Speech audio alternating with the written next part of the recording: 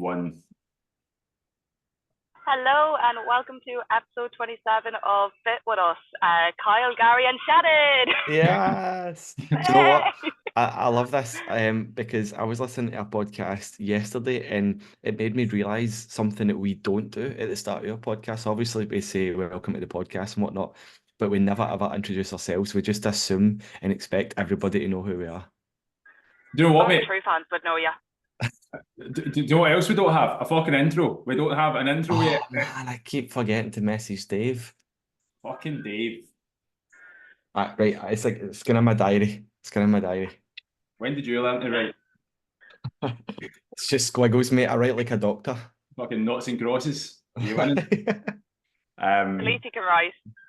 Yeah, I was going to say, the reason we just started recording this is we just were having a chat there and we started talking about it was the TV license. And I thought, you know what, this is a great opportunity to start recording, to speak our views on the TV license. See, when I used to be hungover, mate, I used to sit and I used to watch TV license inspectors come to the door to get turned down in the big kind of standoff between people. Fucking great TV that is. It's brilliant, isn't it? The irony of watching TV license people getting turned back at people's doors on the TV. Fucking through that, yeah.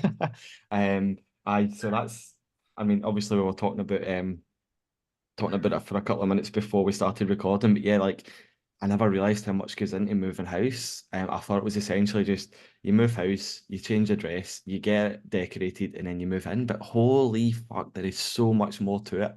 I actually asked Rachel's sister-in-law. What does Rachel's sister-in-law make me to her? How does that work?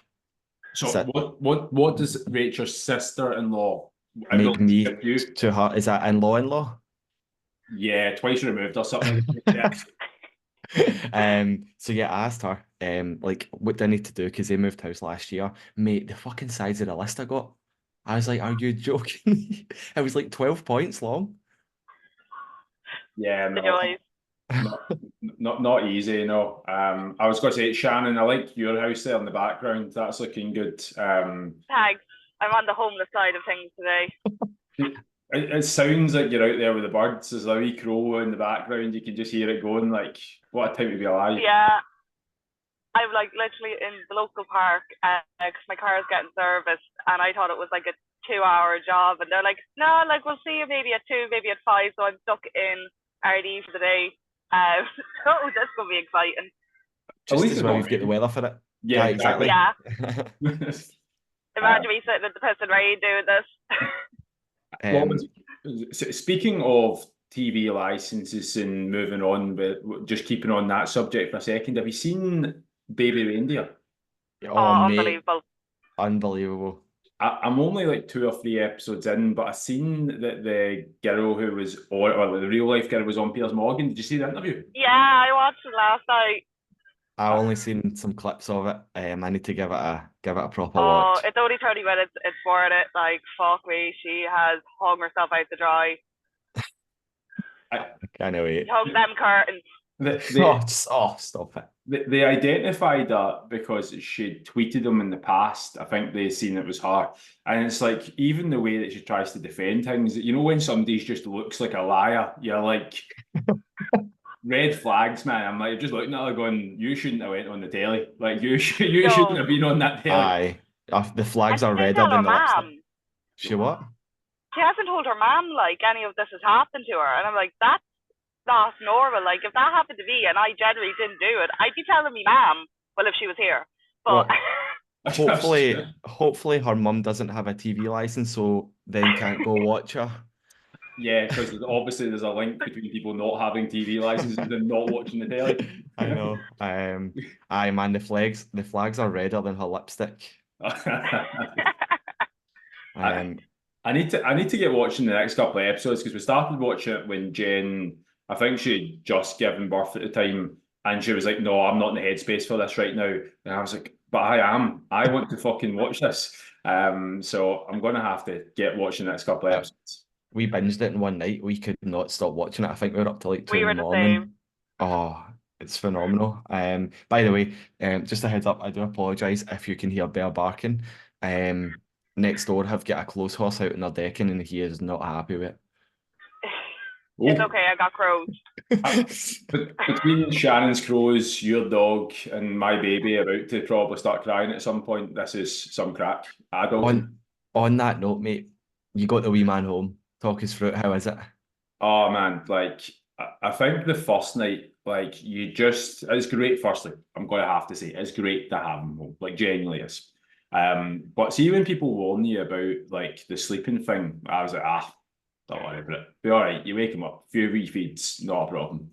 It's just the fucking noises they make all night. It's like having a faulty alarm that you can't actually bash off the wall. Like it's just constant. And that first night was just like, yeah, it was intense. But we're catching up on it now. So Good. I take it it's kind of a massive shock to the system, taking a lot of time to get used to, because your whole routine now is completely out of whack, and it you're having to kind of start afresh and find a new routine. genuinely took me till about yesterday. I've not trained. I've not trained in about genuinely about 3 weeks now, and I've been fine with that because I'm just going to have to start going right. Sleep. What does sleep look like for me? How does that look? Cool. Where do steps come back in at this point? Just about trying to organise the feeds and stuff. And then after that, it's nutrition was I took a week of just not logging anything because realistically, hospital sciences are quite hard to log. But yeah, back on that now, and then I'll be training as of next week. So it's difficult, but I also kind of want to use it as a challenge because people always go, "Oh, you don't know what it's like when you have kids." And people have said that to me for fucking years. And I'm like, I've coached people who have kids, and I've coached people through difficult circumstances. I know things are difficult, but at the same time, like it's still doable, and I want to prove that it still can be fucking done, irrespective. Like, 100%, and this is Yeah. quite a good thing to talk about as well. Obviously, um, talking about your routine and it being so out of whack and stuff.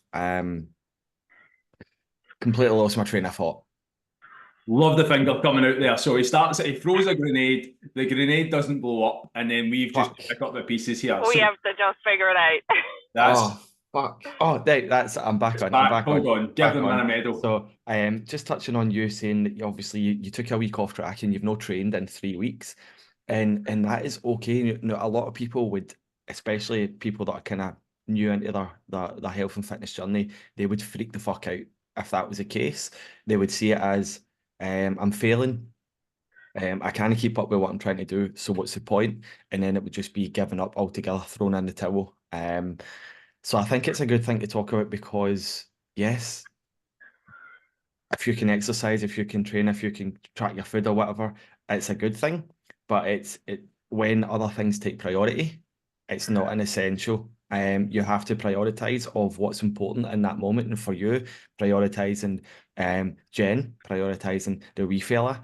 That obviously that was more important to you than training, but you're at a point now, obviously you've been training for what, 15 plus years, you've been coaching for 10 plus years, so you know that it's not the end of the world.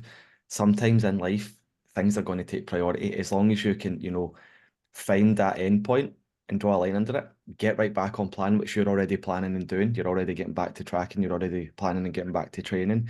Everything will start to fall back into place. Just because you've not trained in 3 weeks doesn't mean that you now need to start for the start when you start training again.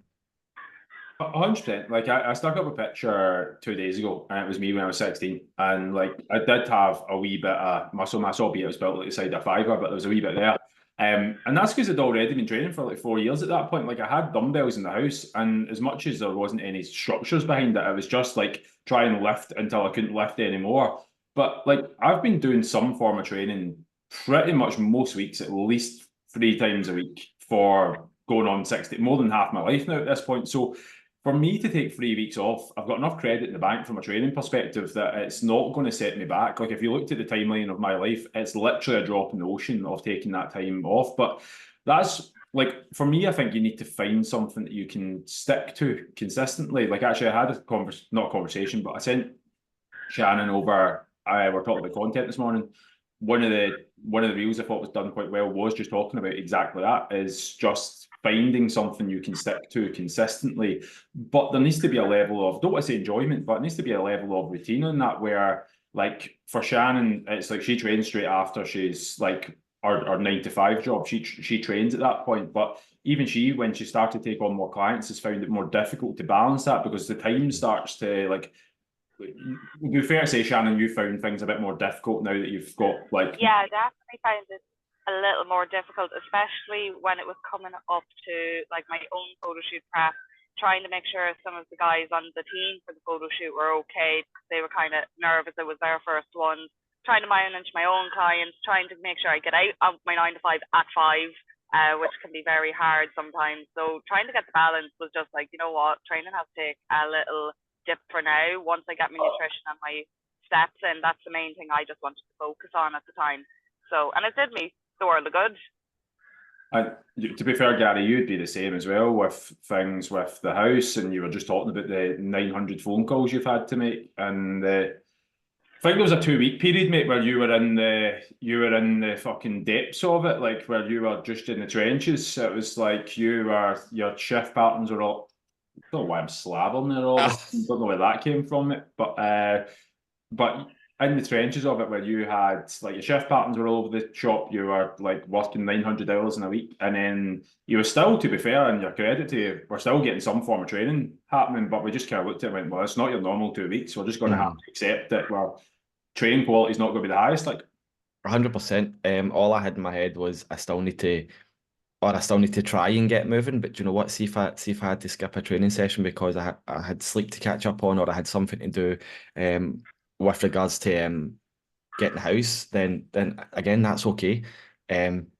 Prioritize what needs done in that moment, and then start to look at kind of training side of things a wee bit later on when you feel like you've got a wee bit more time. But what you don't want to do is let the other priorities completely consume you and start to dictate how your days and how your weeks look. You still have to be in a wee bit of control, but as long as you can, what's the word I'm trying to say? I'm going to try to put it. As long as you can kind of look at it from the outside in and say, right, this is what I'm going to concentrate on this week, but next week I'm getting back to training. So for you this week, Kyle, it's getting a wee man home, getting settled, getting into a routine, finding a new routine, and then you can start to kind of take it one step at a time.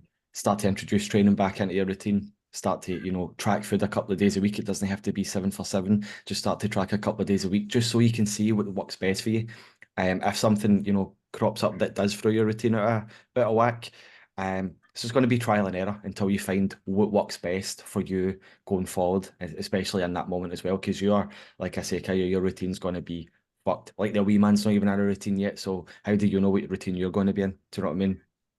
Yeah, I think like I had in my head, I was like, to a point, naively, it was like, I'm going to coach this wee guy around me, in the sense that like he's going to just have to find ways to be based around my lifestyle.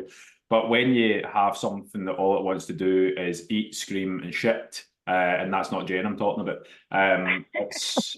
it's more difficult to do that. So I think, as I said, I took the pressure off myself for the first week because I know I'd probably get a bit angsty about the fact that things weren't perfect. But just because they're not perfect, a lot of people's default is, well, if it's not perfect, to go to a car crash. And it's like, well, if I'm not tracking, then I'm just going to start eating everything in sight because, you know what, it's not perfect, so we're going to do that.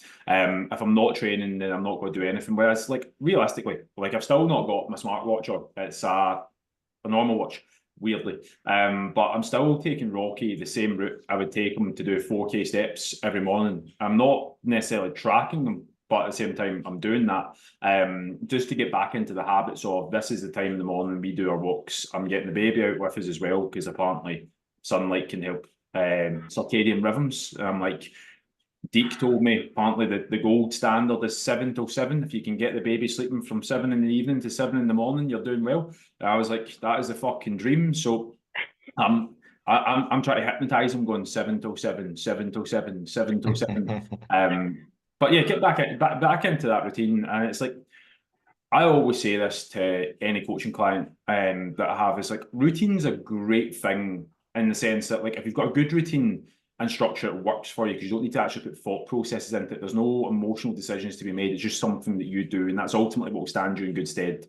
Year round, I'll do 4K steps before 9 o'clock. It doesn't matter what my step target is, because it makes things easier for me. I'll go to the gym loosely 2 to 4 times a week, most weeks, and I'll still have calories within whatever range. The only difference in my calories is my breakfast portion changes, my lunch portion changes, my dinner portion changes. It's more or less the same calories all year round.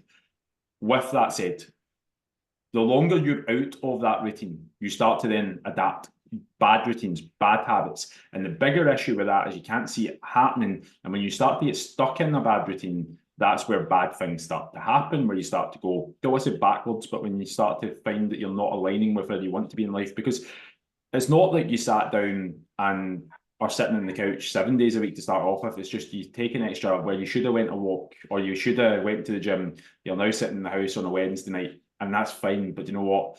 Thursday we're just doing the same. Friday we're writing off the week, and by the following week you've not went at all. The next week you're in that bad routine. It actually becomes hard then to get back into your normal routine again. 100%, completely agree. Can I put it better myself, so I'm not even going to try? No, happens. By the way, we bit of a change of subject here, but it's just popped back into my head. You ran a marathon last weekend. Well, didn't do the full marathon. Can't lie. Didn't do the full marathon. My intentions were to do the full marathon. So I said this to you as well. This year's been the toughest year of my life from a perspective of trying to balance things. So you've seen it with the High Rocks that I put up in March. I didn't get the training I wanted to do for High Rocks simply because the year started the way it did. Still training, just wasn't training specifically for it.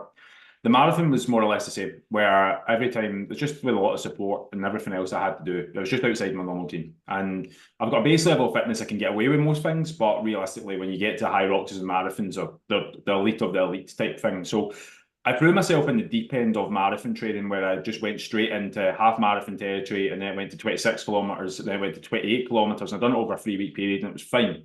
The next one was meant to be 32 kilometres, and that's where Finn was born. And I missed out on about 4 weeks worth of training before the marathon. I hadn't done a thing before the marathon, so my plan was just to run as far as I could and hope for the fucking best. But I got 32 kilometres in, so I was 10 kilometres short. I could have finished it, I could have walked the rest. But I've done it before, and I was like, what would I rather? I've got 9 people run it. Would I rather see them all finish it like at the finish line and be there for it? Or do I want to hobble across the finish line myself? And I was like, this isn't my mountain to climb, quite literally, because the fucking hills in Belfast were massive. But I was like, let's get to the finish line, because there's juicy pints at the finish line at 32 kilometres. So I to be fair, because I've not trained though the way I should have, I felt worse than what I did the first time I ran a marathon. My hips, legs. What's fucking weird is my left trap, I genuinely feel like Batman. I can't turn my fucking neck. I'm like this. Oh my God. Yeah. Hey, my shoulders get sore when I run as well. Don't know what that is. Genuinely couldn't tell you. Shrugging. Too much, too tense. Maybe just don't run, guys. That's my take on it. Shannon, I genuinely thought you were about to give some running advice there, and I was like, you fucking right down there. Well, I was an All-Ireland cross-country runner back in my prime. That just shows you the standard of running in Ireland, doesn't it? I was 10. To be fair, that was some solid running advice from Shannon right there. Just don't fucking run. Just don't do it. Like, I was up in Belfast to cheer the guys on, and there was people bleeding, and I was like, oh, hell no, if there's ever a sign not to run, that is it. Like, they're bleeding crossing the finishing line. I was like, absolutely not. Poor Nicky Woo's toes are basically falling off. Like, I was just like, nah, like, this is rotten. Why? Have you seen, like, if you wear the wrong t-shirt, your nipples start bleeding and shit? Yeah, a fella had that. I was like, oh my God. You know, from a biomechanical point of view, I was watching people, you can tell they're just like these runners who just, that's all they do. But there's not a lot of people, somebody will argue with me on this and that's fine, but in my opinion, there's not a lot of people who have the correct running mechanics to do it like long term. And I look at like some marathon runners, and I'm like, your body's falling to fucking bits. Like, I was watching them, and I was like, as much as you might be effective in terms of like you can finish a marathon in fairly decent time, you've got fucking not an ounce of muscle mass on you, and you're like one shoulder's like this, and the other one's like this, and you're like your knees are coming in the wrong way, and I'm like, you must be in pain. Like you've got another 5 years. It's like a car that's done too much mileage, and you're looking at it going, you're fucked, mate. Like, Mate, I completely agree with that as well. Like, I know running's good for you cardiovascularly, but for your ankles, for your knees, your hips, for your shoulders, it's fucking rough. If you're not doing the right things to counter that, like if you're just pounding the pavements week after week and not actually doing any sort of strength, any sort of mobility work, it can be very, in fact, incredibly detrimental to your health. I 100% agree. I think like running is a succession of small jumps at the end of the day, and there's very few people who have the mechanics to do that. And an example of, like, for instance, myself, for years, I've just lifted in straight lines, up, down, like it's push, it's pull, it's squatting, it's deadlifting. Makes me very effective in a straight line. But see me like playing five-a-sides and stuff, like I was like, I'm fine when you pass the ball to my feet and then I'm in a straight line, but see me moving a sagittal plane, like my body's wrecked because it doesn't have the ability, unless I do it consistently, which I don't because I'm shite. So like I've seen milk turn quicker than you, Kyle. me too, mate. Me too. What was the thing that someone said? It was like I think it was actually Adam that might have said this, Shannon. Can't remember. Go on, Adam. I was like, it was complimentary, but also shot me down at the same time. Got great feet, but moves like a fridge. I was like, Brilliant. yeah, class. Appreciate that. Brilliant. The five-a-side fridge. Five-a-side fridge. Still guarantee you. That's our Adam. Loves a wee compliment by a backhand slap to you. Guarantee you 4 goals a game every game though. Just throwing that out there. Is that when the other team are changing keeper and there's nobody in? Yeah, it's me kicking in the net. Is there anything else that we want to talk about? I'm not going to lie, like I've been so caught up with the house this week that any sort of research that I've had planned has gone completely out the window. Again, that's just me prioritizing what matters most in that moment. That doesn't mean to say I don't care about this podcast, because I fucking look forward to it every single week. I can't wait to record it every week. But yeah, just this week is really, it's taken over. I mean, I've got an absolute cheek to say I'm tired when you've got the wee man home. And you're up doing night feeds, but we've had Bear sleeping in the bedways and I've had to sleep with earplugs in. Holy fuck. It genuinely sounds like there's a train rolling through the room. And the bed vibrates as well. But see, because it's like these wee kind of spongy earplugs that you roll and then you put them into your ear and then they expand. But see, because they're so deep in my ear, I can't lie on my side, which is the usual position that I lie in. Because it presses and it starts to hurt my ear. So, oh my fuck. What a horrendous few nights of sleep that I've had. So yeah, just my brain capacity is almost empty this week. That's fine, mate. We accept that. It's fine for. I always fucking hate when people were like, "Oh, I know you've had a tough week, so I can't say you've had a tough week, mate." Of course you can. Like, it's a tough week. We accept that. There's a few things I've got in terms of like throwing them out there, but I'm going to be polite on this one. Shannon, is there anything that you want to speak about? Oh Jesus, I didn't even know I was going to be here this morning. Shannon, we've been talking. Oh no, I'm going to be cancelled, Gary. There's a few controversial opinions that Shannon has that I really want to fucking know about. I mean, try and keep it PG. It's fine. We'll edit it out if we need to. Go on. Throw it. Do you know how to edit? Yeah, well, I know how to. Whether I do it or not is another question. But like, I know how to do it. Like, clip it, and get it right on Instagram. I can't even remember. Like, spitfire some ideas, and I'll tell you. Controversial opinion. Oh, right, right. Well, you should have a wee think. I've got another one for Kyle about Eddie Abu. Have you seen one of the recent? Oh no, I've blocked him. Seen one of the recent videos doing the rounds? No, I haven't. No. Right, he's just found out he's got Crohn's disease. He's been diagnosed with Crohn's disease, right? Jimmy. Which is against his messaging. You need sorry? Is that not against his messaging? Did he not say that like having a meat diet? Oh, anyway, sorry, go on. I'm right. Right, so that kind of plays into where I'm going with this. So he's found it off the doctor that he's got Crohn's disease, the doctor said you need medication to help this because it's a disease. It's not just something that you catch. It's not something you pass on. It's a fucking disease. Can I just, I don't want to spoil this, but is he going to go down the path where he's going to refuse the medication and say he's going to heal it with a lot of shite? This is a lot of shite. That is a made up fucking, that's like somebody telling their granny's died. Absolute bullshit. I'm calling it right now. No. He's been on shouting and bawling at his camera like he usually does. He said to the doctor, wake the fuck up. Are you fucking stupid? You're putting something in me to make me have this. He says, I'm just going to eat meat, I'm going to eat eggs, and I'm going to fix it. But he's getting right. So, see in the caption of the post as well that he was shouting and bawling at the fucking camera, he's getting it confused with IBS, which is a syndrome, not a disease. So, he's thinking he can almost reverse it. Ben Carpenter came out and made like a response video and saying it's essentially telling type 1 diabetes, people with type 1 diabetes, that people with type 2 diabetes have put their diabetes in remand through diet and exercise, and they can do the same. Sure.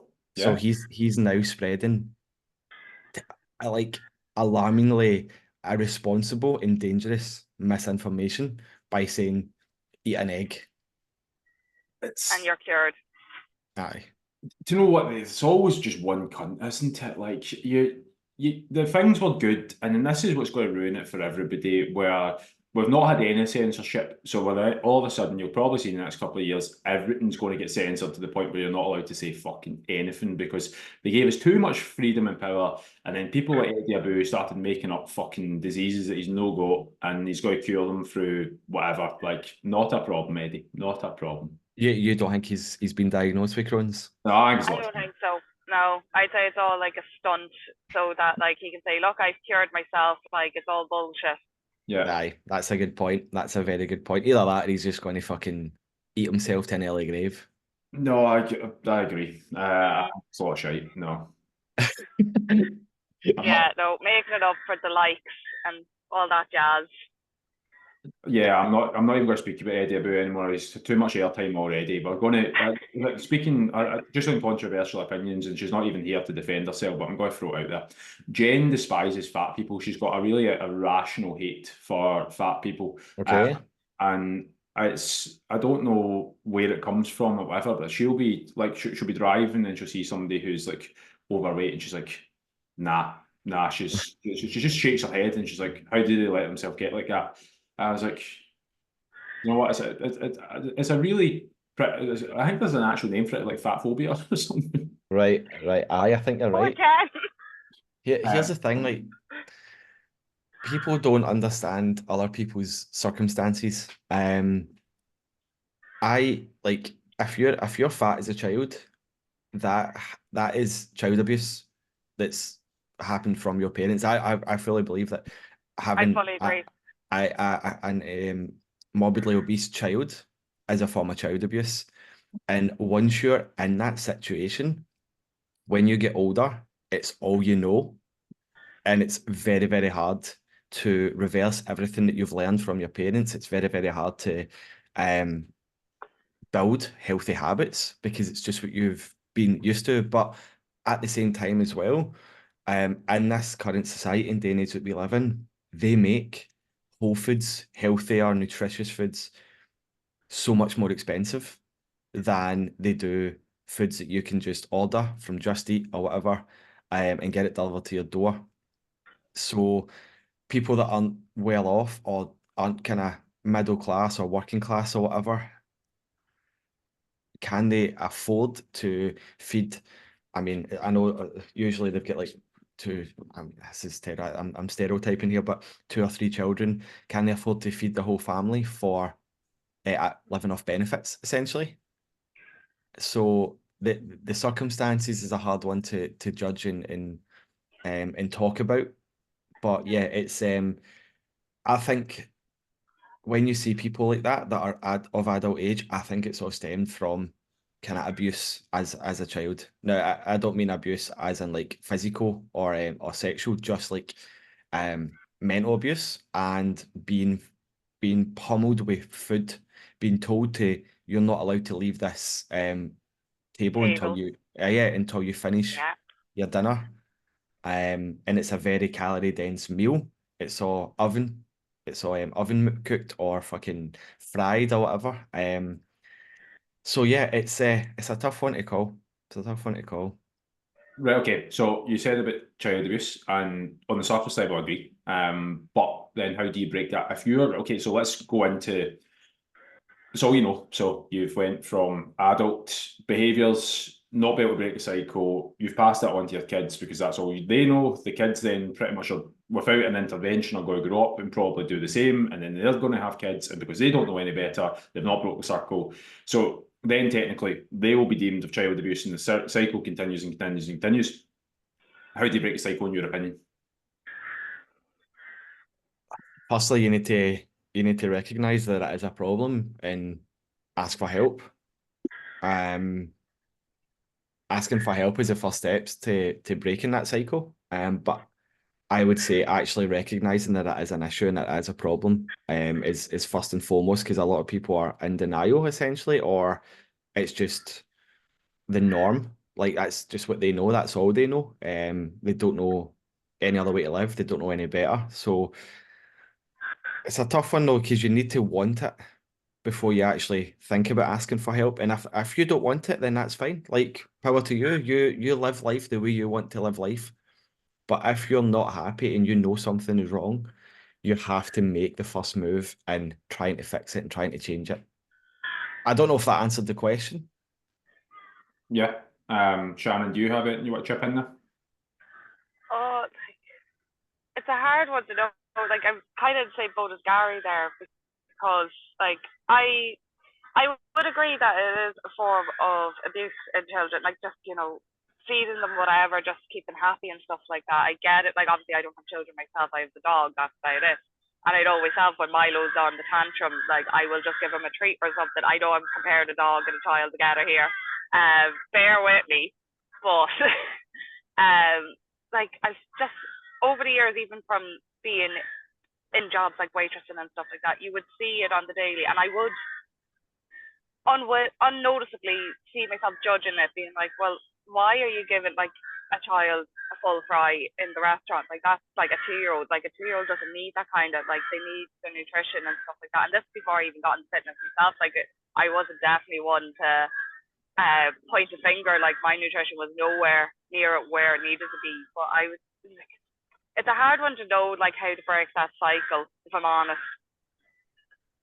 I think it's like I don't think it's an easy fix. It like, albeit Mm. all of us have an impact on like one of the things that I love nothing more is like, whether it be training parents or training kids, training everything in between. I think one of the biggest things when you see like change, and the fact that you see the change, it's long lasting change, and you're confident that it's not just this is a change over 3 months where they've restricted themselves, or it's like they genuinely have embraced what you've said. They've got an idea of what they're doing.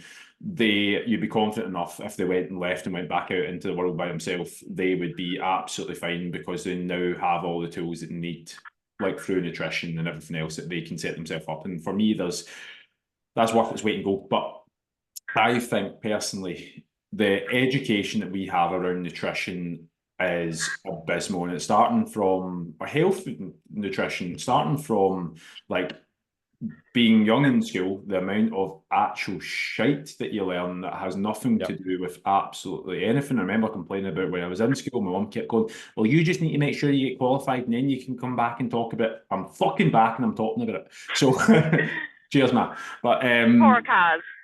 Kaza, yeah. So yeah, she used to say that to me. And then I remember going to high school or secondary school, not America. And it was the same thing again, PE. It was like all we done was fucking orienteering until like people were giving out about we're not playing football as much, and then the teacher would end up giving up and making us play like 11-a-side football, and that would be the extent of it. You wouldn't really learn anything about anything No. when it comes to that. And then going to college with you, Gary, it was as much as there was a lot that was based around sports coaching. Like the nutrition was so basic in the sense that like it was like protein has 4 calories per gram of protein, carbohydrates pretty much. It wasn't really relative, and even then though, we still had an element. Correct me if I'm wrong here, Gary. That was still there was good foods and bad foods to a point. And Aye. I went to uni after that, done another 2 years at uni, and to be fair, I left after all that going, I don't have a fucking clue about nutrition. If anything, the more I seem to know, the less I seem to know, but they'll happily teach you where the left ventricle and the right atrium is, the heart, and like I've still 14 years later don't know where that's ever going to come in handy for me, but like I still don't know how to prescribe. Well, I do now, but I didn't know how to prescribe somebody a nutrition plan. I don't know. Like it took me genuinely 5 or 6 years of coaching people to very much get to the point where I was like, well, I can now understand nutrition without having to restrict things. Like, but the fact that I've had to stay as long as what I've had into it, like, what chance has anyone else got? Like, I've got family members who still talk about how they'd rather give their children like full sugar Coke because Diet Coke has shite in it. And oh, mate, don't get me started on that. Don't get me started on that. Better systems need to be put in place from a younger age, like even going as close to like primary school before play school and stuff like that, like being able to teach people. But then again, probably they don't want people to know. Yeah, 100%. And I think I spoke about this in the podcast before, Kyle. Remember, I think you might remember if I have mentioned it before or not, but I was speaking to Emma, who is a school teacher. Yeah. And she brought it forward to I don't know if it was a headmaster or whatever, or her kind of department head, and she said to them, like, we need to teach these kids about nutrition and about calories and stuff. And they completely shot it down and said no, because then they'll get too obsessed with it and it can lead to eating disorders. So rather than educate, they're just pummeling them full of burgers and chips and whatever else shite they serve in the cafeteria because they're too scared that it's going to cause eating disorders, rather than educate them to educate them to the point where they know a wee bit more than what we fucking knew in school. And I completely agree with what you're saying as well, mate. It's not just I should backtrack a wee bit and just say it's not just the parents to blame. The schools definitely have a part to play in that as well, 100%. Yeah, I remember being at school and like again the food choices that you got. You're right in what you said about like it being so much cheaper to get like shite food than it would be to get decent food. Like I remember like because I started trying to get into some form of training at like 14 years old, like I remember walking down to the local shops and the boys would all be going to like the fucking chippy and you'd be getting for like £3, you would be getting like chips, cheese and curry sauce at the time or something. Like it's a bit now, but sure, inflation. But for the like you can get that for £3. Like see if you were looking to get like even at the time what I thought was healthy, like a pasta or like a sandwich, it was like £4. And I was like, yeah, it's crazy. Give you a mad one in my school. So just around the corner from it was a Chinese, and it would open at lunchtime just for the schools. Yeah, and then same as close us. up again Yeah. till the evening time. And that was like the most thing people went for, was like a 3-in-1. Spice bags weren't a thing back then, but it was like 3-in-1, 4-in-1, like all this mad stuff for their lunch. And like I just never got it. Like I love a Chinese, don't get me wrong, it's my go-to always, but at lunchtime I was like, no. And again, I'd go and eat some chicken nuggets from the cafeteria then instead, and be like, oh, 6 chicken nuggets, that will do me for the day. Yeah, but like that's health, that's chicken. My bad habits and my poor relationship with food definitely stemmed from my mum and how she used to reward me with shite food. This is something I've spoken about many times before, but she would reward me with shite food. She would give me shite food to shut me up, stuff like that. Just, it was always centered around food, and my mum's portions are at least a 3-man size portion. Do you know what I mean? So I would eat till I was full and then keep eating because it was there in front of me. And this is another thing that I've only noticed this in the last couple of weeks, really, like how much this really affects me as well, right? See if I buy, for example, a large pizza for Domino's, I'm eating that large pizza because I've spent money on it. Oh yeah. No matter how full I feel or how sick I feel, I am eating that full pizza. See if I go to the Chinese and I buy fucking a ridiculous, we don't get spice bags here, but a ridiculous amount from the Chinese, I am eating everything that I've bought because I've spent money on it. And I think that stems from my mum as well. You know, my mum, every penny was a prisoner growing up. Yeah, And it's been I get that something, yeah, 100%. it's like really drilled into my head.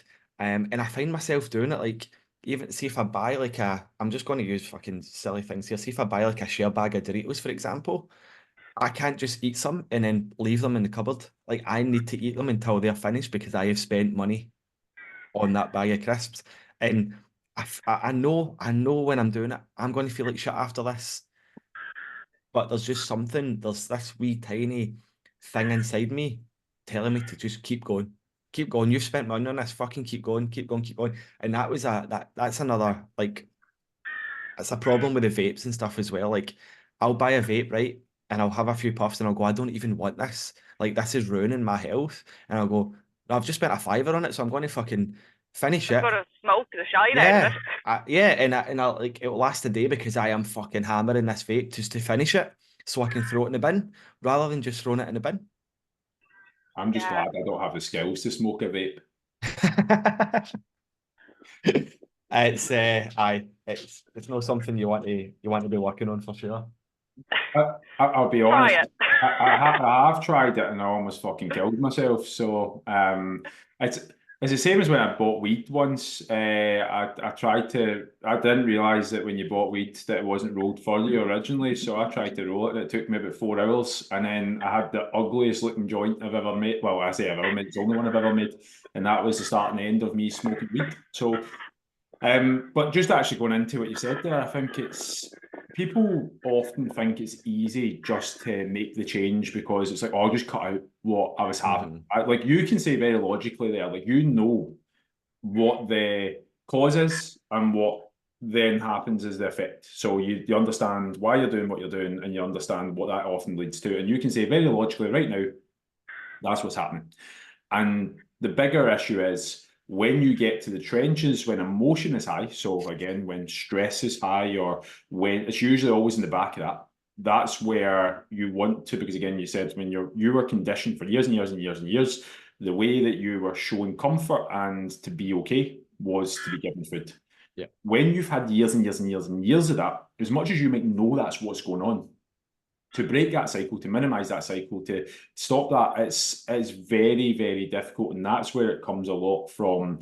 Yes, short term, you can, again, you can have willpower, you can have like all these things in place that can kind of stop or minimize the effect. Long term, that is more of a, you need to really work on like how I would go as far to say is the feeling of what you feel when it comes to food will always be there. Like you always want to buy that pizza, smash that pizza, buy that vape, smash that vape. That feeling, no matter where you are in life, is going to always be there. It's just your ability to deal with it gets better the more conditions, like sets and reps, the more you get of that. But there's no education even around all of that. There's no preventative method. There's no like psychology. There's no therapy. There's nothing like that at school. Like they're more concerned teaching you algebra than they are actually going into how do you feel? What does that make? Like there's no understanding of that. And then sure,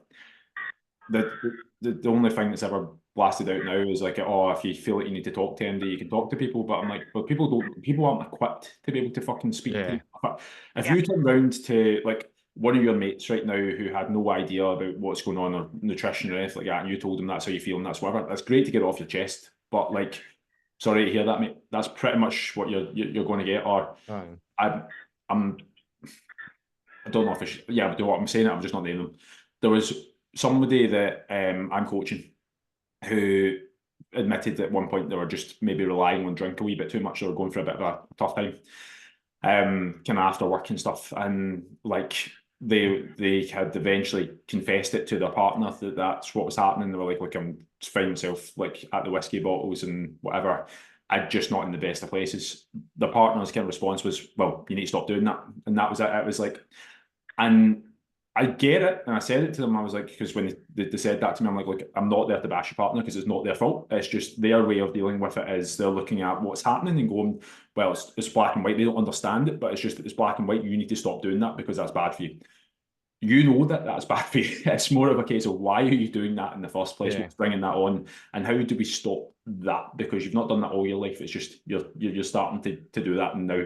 So I think it's always dealing about the cause rather than the actual outcome of it, if that makes sense. 100%, 100%. And I think most people do it for a form of release and a form of escape. I mean, when I'm stressed, I'll turn to food for comfort. I'll turn to food for that immediate satisfaction. But then other times when, this is one of the main reasons that I stopped drinking as well, because I found that I was actually just drinking as an escape. I was drinking to forget. I was drinking to forget about all the stresses I had going on in my life. So yeah, there's two extremes. One's for comfort, one's for an escape, and obviously, I mean, 9 out of 10 of us have our kind of specific forms of escape. Some people just have better forms of escape than others. Some people have better forms of immediate comfort than others, and it's just about finding something that works best for you, that gives you that immediate satisfaction, that immediate comfort. It's not going to be as detrimental to your health as what your current kind of habits are. Yeah, so to go on to that, just to finish off on that point, the reason that a lot of us, like, so yours would be food in terms of your escape. Shannon, yours is probably not dissimilar to that at points, would have been food in terms of Food that. and drink, to be fair. Drink more so when I was younger. Probably why I don't drink now. But these things, they're there because they change your emotional state. And there's the things that change your emotional state are food, alcohol, drugs, sex, breathing, exercise. They are kind of, that's not an exhaustive list, but that's more or less the big hitters. So that's why out of those 6, people can be addicted to exercise, sex, food, drugs, alcohol. And it's not a case of you look at some people and go, well, they're an addict. And like, well, we all are to a point. Like, there's not a person here that doesn't have an outlet to something. It's just a case of you are looking, and it's always about why you try to change your emotional state. And I think, as you said, it's about finding something that you can switch on to that is probably a little bit more conducive long term to you than anything else. Aye, and like you said a few minutes ago as well, you're probably always going to have that urge to want to do what you've been so used to. I'm always going to, like, for the rest of my life, I'm always going to live with me turning to food for comfort. It's just something that I'm going to deal with, and it's something that I've accepted, and I'm happy to live with it. But I am definitely a lot more in control than I am now. I'm in a lot more control now than I was for almost 30 years of my life. And like I say, it is something that I will live with, and I'm okay with that. Like, see if it happens once every 3 months, cool. But back in the day, it was at least a couple of times a week. So that's a massive improvement. I've not completely conquered it, but I am now in, like I say, a lot more control. And that's just something that, if you suffer from the same sort of thing, if it's food, if it's drink, if it's drugs, you'll still have that wee kind of voice in the back of your head. But if you can accept that that voice is always going to be there, and not let it kind of consume you and dictate your whole life, and when you decide to make these decisions, then you're going to go far. You're definitely going to go far. Yeah, 100%. I'm interested. I'm interested in these controversial opinions Shannon has, though. Like, I can't even remember. Like, me and Gary do be chatting shite half the time, and I'm like, oh, I'm going to be cancelled if I say them out loud. Gary will let me say them, though. There's one that you sent me in a voice note. Please don't say that one, because we will definitely get cancelled. Oh yeah, no, definitely not. That one that's for my own fault there. You never agreed or disagreed with me, though. Oh, I agree, but I'm not going to. I encourage you to not edit. We can talk about it when the recording stops. I'm buzzing to stop recording just so I can hear what I said. I can't even think. Like, you've thrown me on the spot. Controversial opinions. I don't know if you've got any questions for a Coyote, can I see about controversial opinions? I probably do somewhere, but whilst I look them out, I'm going to ask you a question. Did the Monopoly man wear a monocle or not?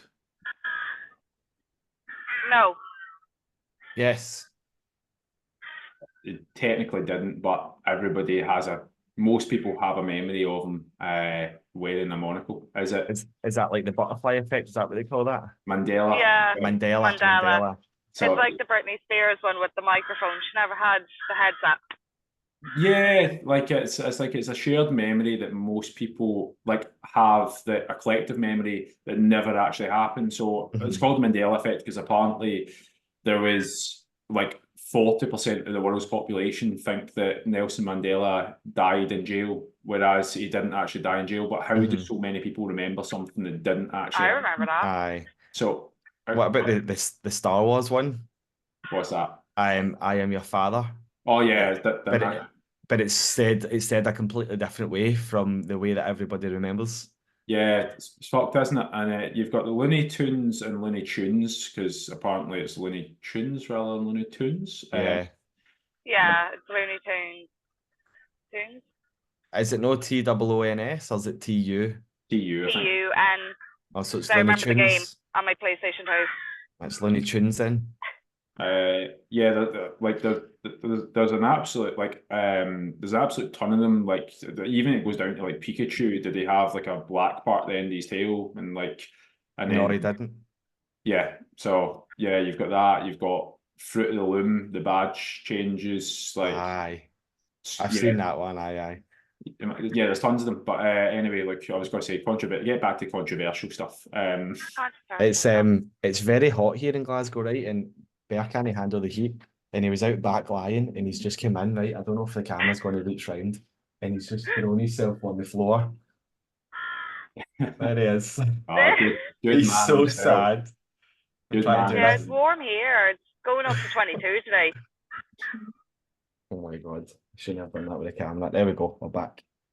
Right, controversial opinions. You're going to have to give me a wee second. I'll be back. I'll let you just jump in there. So I'll be 2 seconds. Aye, you're all right.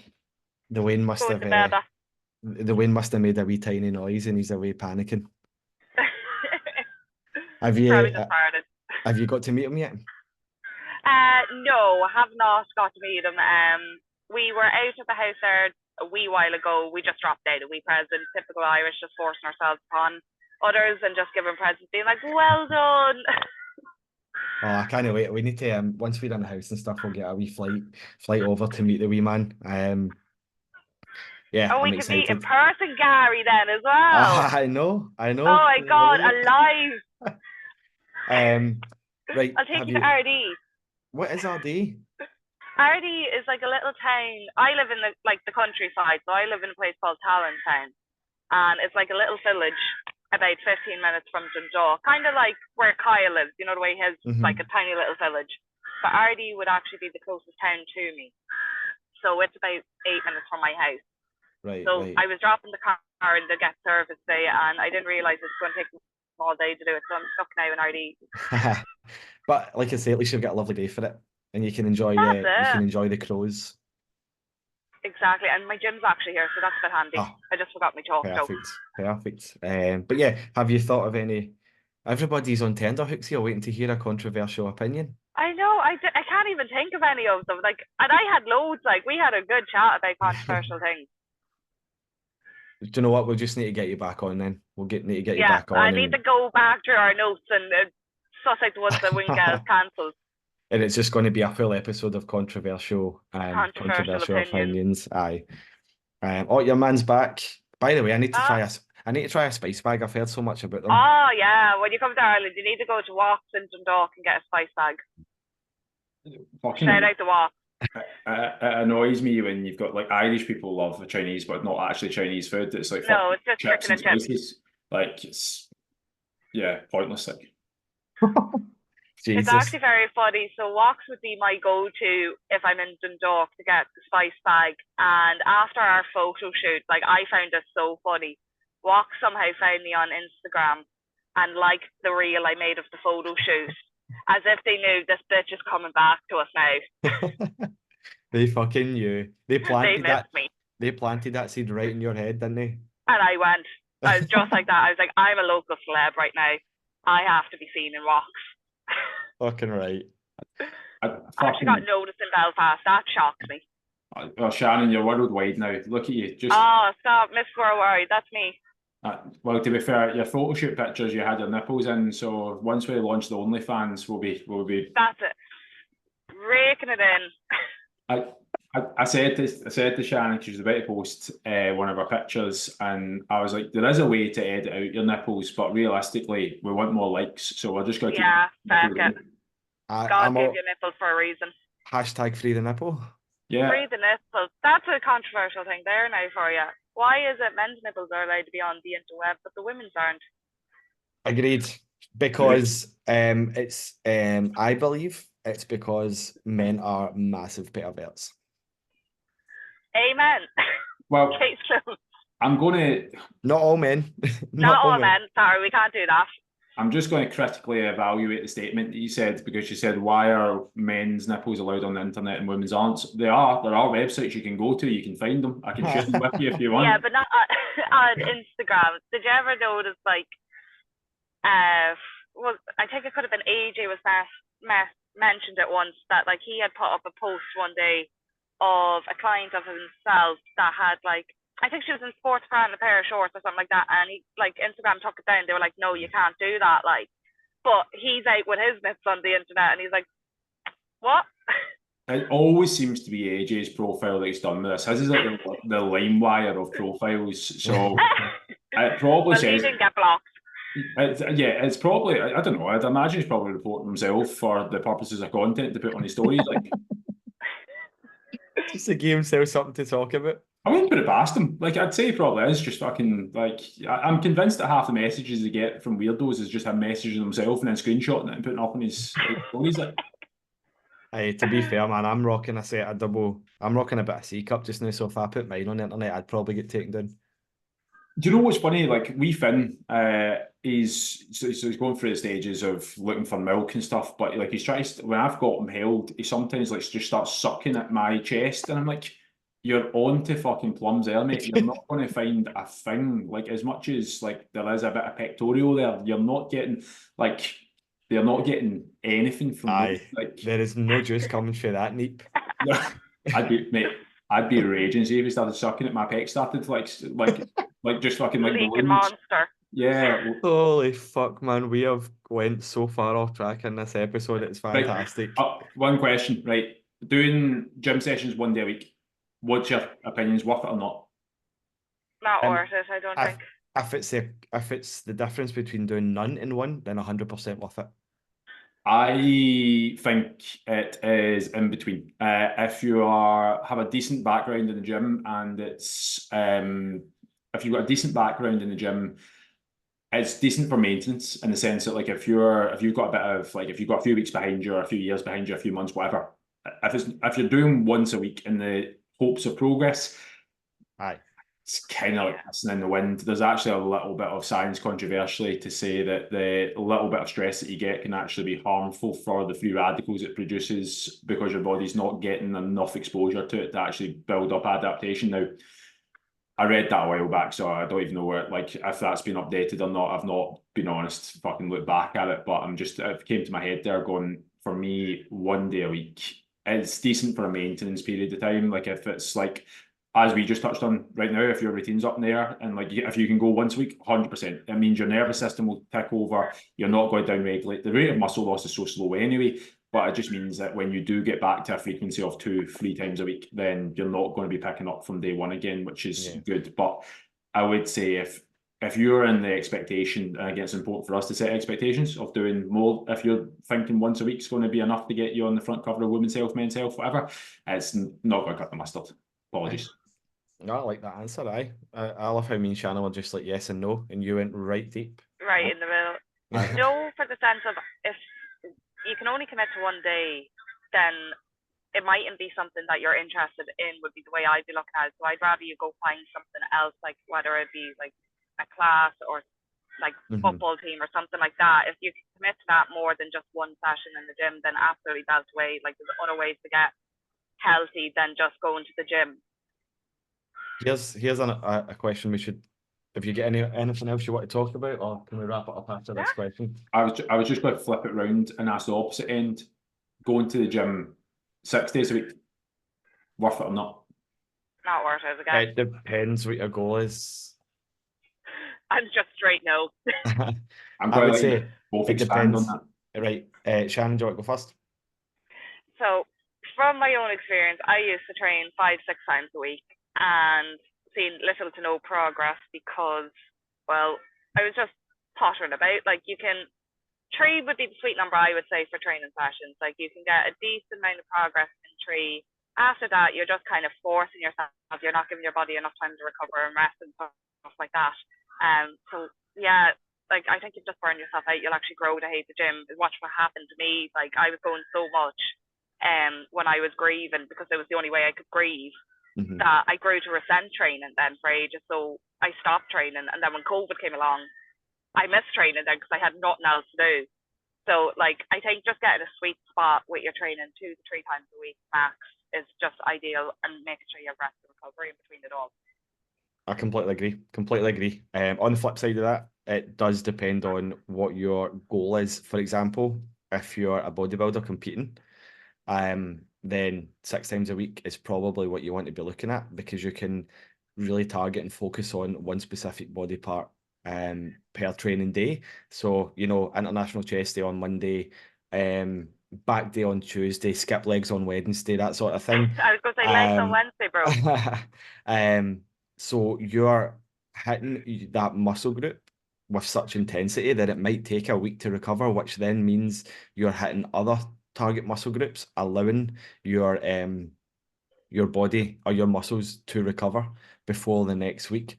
But at the same time, if you're going in and you're training deadlifts and squats and bent over rows and pull-ups 6 days a week, you're not giving your body enough time to recover. It can be extremely detrimental to your progress.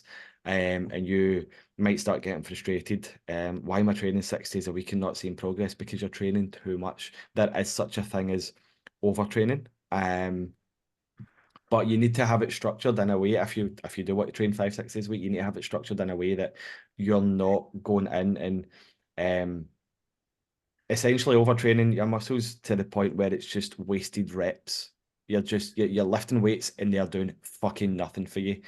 I would say the sweet spot for me is 3 to 4 times a week is spot on. You can train with enough intensity to see progress, and you're giving your body that time that it needs to recover. Yeah, Kyle. All I would add to that, because as much as I'm really tempted to go on a big one with this, all I would add to that is there's nobody there's very few people I would see who they train more than 4 days a week, and the numbers in terms of what you expect from a progression point of view would back up the fact that training more than 4 days a week is beneficial for them.